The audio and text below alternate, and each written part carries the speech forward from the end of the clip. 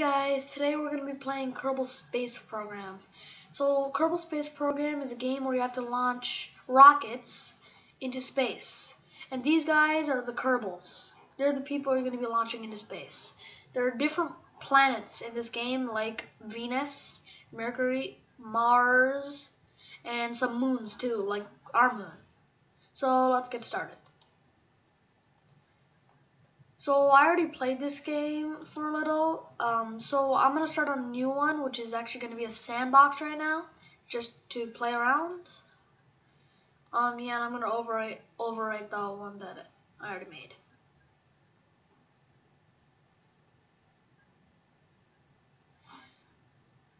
So this is the Space Center, and from here, you can manage all aspects of the space program. So now we're going to go to the VAB, or Vehicle Assembly Building, to build our spacecraft. You can also build a space plane in this, but we'll be doing that in a different episode.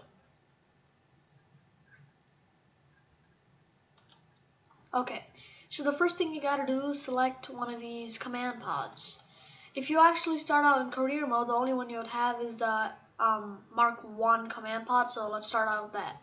So if you click it, it's just going to automatically be here. So the next thing you'll want to do is go over to utilities and get a parachute, because if you don't have a parachute, then your people are just going to fall straight down and die. After that, you're going to want to go to coupling and then get one of these decouplers. I prefer to go with this basic one. This is a stack decoupler. What it basically does is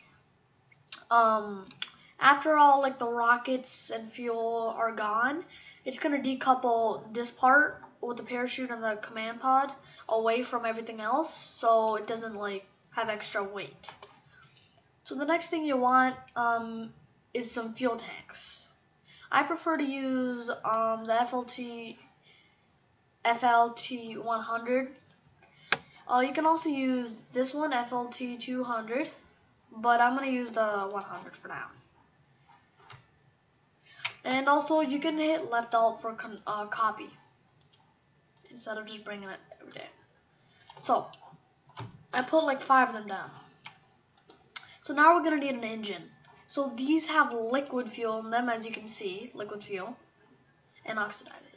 So we need a liquid fuel engine. There's actually a good one, yeah, the swivel.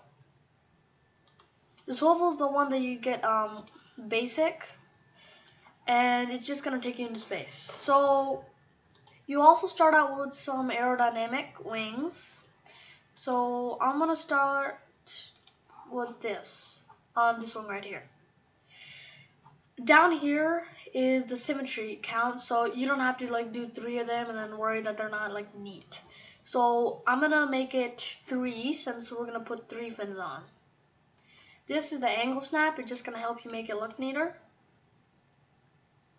and that should be good. Okay, so this is if you click this, the center of mass will appear. You really want that to be in the center, otherwise it's going to be bad. The center thrust should be like behind the center of mass, otherwise it won't work out that good. And the aerodynamics should be equal to the center of mass, like this. So now you're going to actually want to go to coupling again. You don't have to do this, but get a radial decoupler and then put some on the sides. Since I did 3 wings, I'm going to do, actually I don't think 3 wings are good. I'm going to actually just do 2. As you can see, there's actually like, you can get up to 8 symmetry. And also there's something I noticed about this. If there's another part that's like in 3 times symmetry, and you want some other part that you're gonna put on to be 2 times symmetry, it's gonna be really hard to get it to 2 times symmetry because the other thing is 3 times symmetry. Like when I try to put on the radial decouplers, since the winglets were actually in 3 times symmetry, this would only go 3 times symmetry. But since now there's only 2 of them, it's only gonna go 2. So you're gonna put the radial decoupler on and then go back to engines. the starting engine that you have is going to be the Hammer Solid Fuel Booster. It has its own fuel, so you don't need to bring anything along. So then just attach it to the radio decoupler so then these can drop off, because these are not fuel faster than this. So you don't want to decouple this while it still has fuel.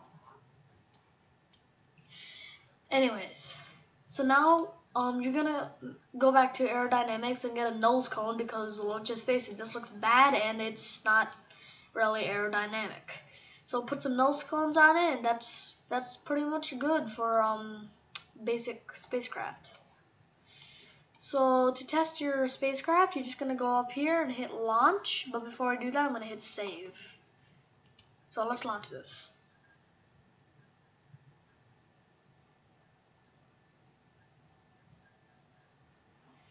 So this is the launching pad. This is in sandbox, so it's upgraded fully. In the other one, it's probably just gonna be like a bunch of dirt.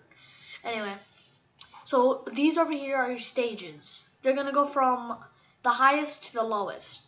So you're always gonna want your parachute at the lowest stage, because you don't want to deploy your parachute while this is going on.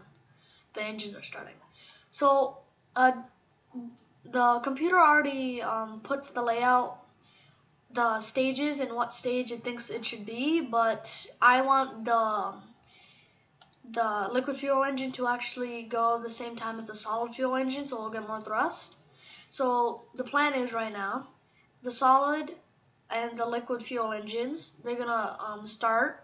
Then the liquid fuel engines are gonna decouple. Sorry, the solid fuel engines are gonna decouple. Then the command pod will decouple, and then the parachute will deploy. You can also right click on some of these and adjust things in them. So I'm gonna put this at minimum pressure, 0.15, and then altitude maybe 2,000 should be good. So to get out, just right click on the outside again, and then to activate each stage, hit the space bar. So I'm gonna launch it in 3, 2, 1. And if you actually don't want to pilot this, you can hit T and hit stability assist, because then it will just help the rocket be stable without you having to input any command. So it's going pretty good. Solid fuel boosters and liquid fuel booster, they're working all pretty good. We're heading straight up, and you can see the wind effects right here. You see this, you see that like white layer? That's those are the effects of leaving the atmosphere, which you can see up here. So after a bit, it's actually going to turn red because it's going to be so hot. And I'm just going to fast forward that so you guys don't have to sit around doing it. Whoa, okay. So now we're back in ×1. You might have seen that red. So now our solid fuel boosters are out of fuel, but our liquid fuel is still there. So that's gonna keep going.